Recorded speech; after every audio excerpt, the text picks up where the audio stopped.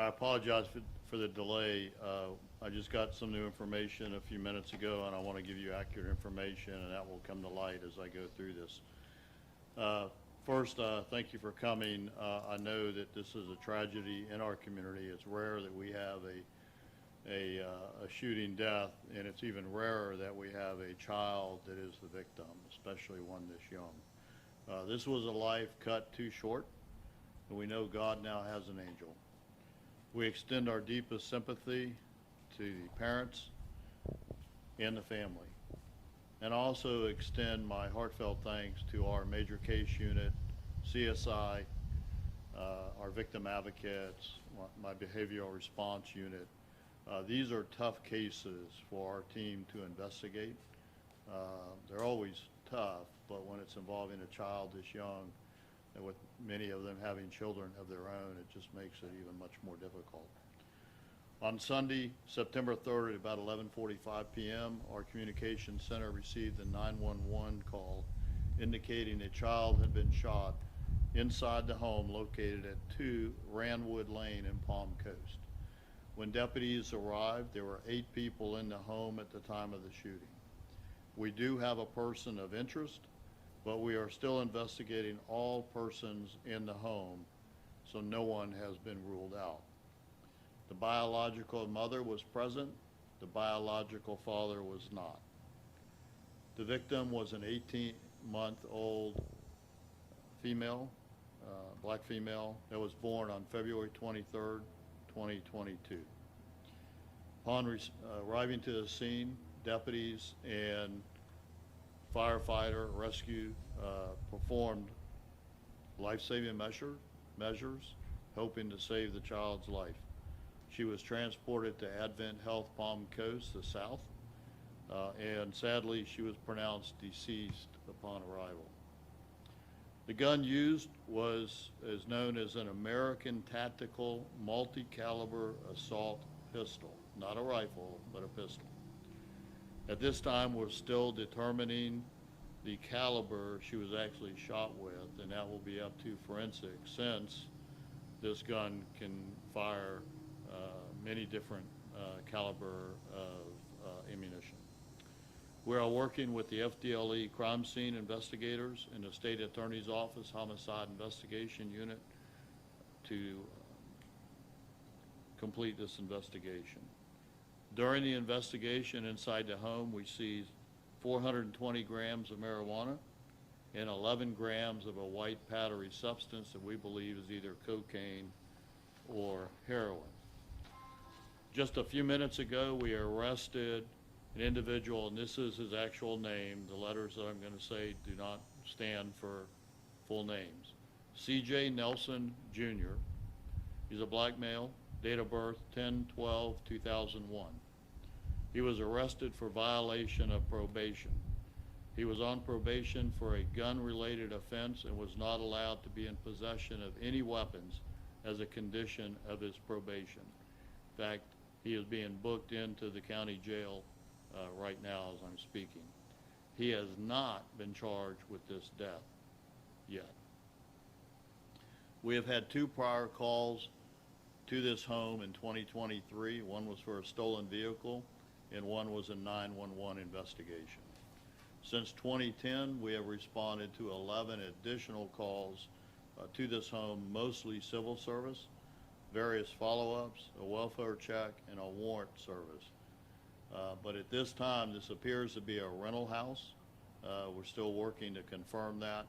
So the current occupants may not be the ones that generated calls from 2010 to 2023. I'll be glad to answer questions. Just understand that this is still a very, very active case, and I will be limited on what I can say further. Sure. Is C.J. Nelson the biological father? Is he related to this child, and was it his weapon? So what I can say to that is the biological father was not on scene, so that rules C.J. Nelson out as the biological father. The exact relationship of all 8 people in this home are still being investigated by our detectives. Was it his weapon? Well, what I can tell you is that we have arrested him for violation of probation. And because he was on probation for weapons charge, he could not have any weapons. So there will be forensics that have to be done on the weapon to tie any of these 8 people specifically to that gun. At this point, are you suspecting that it was his weapon that the bullet came from that killed this girl? What I can tell you is that we have a person of interest, primary person of interest, and that is C.J. Nelson. So who, or can you describe at all what you're going through right now to find out who was holding the gun when it was charged? Well, I can tell you that all 8 people inside the house have not been totally cooperative. And so this will be based on forensics, in good police work, and continuing interviews with the 8 individuals in there. That's why we're not ruling anyone out in that house, but we have a primary person of interest. It would be a lot easier if everybody would tell us the truth and exactly what went on in that house. But here's what I do know. I have a phenomenal agency, a phenomenal major case unit. Forensics is also very strong, and we use the FDLE lab. So this case may not be solved in the next 24, 48 hours, but we will get to the bottom of this, and we will hold somebody accountable for the death of an 18-month-old child. So your understanding at this point, you were released at accidental. Do you believe there was an argument leading up to this? What was there to tell you? Well, what we said, it may have been accidental, was, I believe, the exact quote that was used in there. So we are still investigating everything that was going on in that house. What I can say at this point, because since we found, a fairly large amount of drugs in the house, we do not believe this case was drug related at this point. The investigation is not even 24 hours old yet. And to the question on where the child was shot, I'm going to wait we will release that after the ME has completed their investigation. Has the child's mother been cooperative? I don't know the answer to that. I can tell you she was very distraught. Sheriff, you say person of interest, so for everyone watching, trying to figure out what exactly happened, I know the word may have been accidental has come up a few times. Do you believe that this person of interest fired the weapon, or do you believe that the child got a hold of the weapon? So what I can answer, as part of that question anyways, the child did not touch the firearm. The child is an innocent victim in this case, with no actions by the child's part playing into effect to her death. So is it still being investigated as accidental? Well, we have not ruled it an accidental. What we have said is that until we get to the very bottom, there's different levels of manslaughter, different levels of homicide, and you can have an accidental death and it be a negligent homicide. Whether it was intentional, at this time you got to give us a little more time to finish investigating it, and we'll get there. Has anyone else been detained or arrested in connection to this case at this point? No. Were the other 8 people all adults? Yes, that's my understanding. Eight adults were in the home. Sheriff, was this a legal firearm? I don't know the answer to that yet. We still have to go back. We know it wasn't at least reported stolen, so we know that.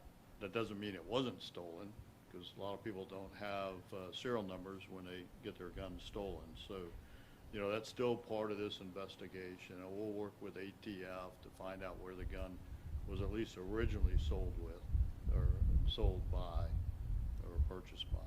Was she shot by one bullet or more? One that we are aware of. And again, the ME has not done their autopsy. Sheriff, how frustrating is it right now to have a baby dead and people inside this home refusing to cooperate with you? Well, it's very frustrating. But you know, this is what we deal with in law enforcement, and I'm sure that they're afraid that someone's going to get arrested and for this incident. And so that's why, you know, they're not telling us everything. But I hope that the witnesses will come around and cooperate more than they have been. If they don't, you know, that certainly is their right, and we will do it the hard way, which is forensics and further investigation, and you know, we will get to the bottom of it. You mentioned only one person of interest here. We know a shot was fired. Do you believe that shot was fired by this person of interest? It's still part of the investigation, but nice try, keep coming back around to that question, though. I'll give you that. Do you have information on the positioning, where the child was, where the gun was when it was discharged at the time? We do. We're not releasing that because it's still an active investigation. Why FDLE, why State Attorney's Office investigation? So anytime we have a death that could be a homicide in Flagler County, we work with the State Attorney's Office Homicide Investigation Unit. As far as FDLE, I have a very good CSI, but we are short-staffed in CSI, and so through a rotation basis agreement that we have with FDLE, we use them. And on certain major cases, we will use them also because their lab will be the one that will be investigating the forensic side. All right, any other questions? I would like to just add something, and I know this is completely a different topic. This weekend, also on Sunday, we had a drowning of a 19-month-old male. And so I would just like to remind parents and friends that have pools to always know where toddlers are, always know where young children are. Use the alarms that can be added to sliding glass doors to let you know somebody went into the pool area. And just know where your children or children that are visiting are at all times. And this is, again, another tragic case. Our communication 911 operators did a phenomenal job giving the 911 caller how to do CPR. Deputies and paramedics continued that. Unfortunately, the child died. So I just want to mention that, and that occurred on Seattle Trail and Palm Coast. And again, we extend our deepest sympathy to that family also. And it's more tragic in that case too, because they were only here because their house had been flooded, and so they were staying at you know, a friend's house, and in there. So hurricane, I assume related. I don't know exactly the details on their house flood. Did the same teams handle the same, both incidents? How did you follow up with them after? So our SISM team contacted each one, and there are well over 24 employees that have investigated both cases or been involved. Obviously, the drowning was very obvious, a tragic accident, and so it didn't require as many resources. This case of the shooting and the death of the 18-month-old required significantly more resources. So we have crisis incident stress management that we activate every time we have a major case like this, not only for the employees that responded, but for our 911 operators also, because they take the initial call and they have to give life-saving advice how to do CPR to the callers, and the callers obviously are not calm when these come in, so it's tough on all of them. So we do that. Anything else? Would you mind sharing the age of C.J. Nelson? I'm sorry, what's that? The age of C.J. Nelson? How old? Yeah, he is 21. He's about to be 22. And He was born, if you need it again, October 12, 2001. Once he gets fully booked in, his mugshot will be available on our website under inmate search. Okay, thank you.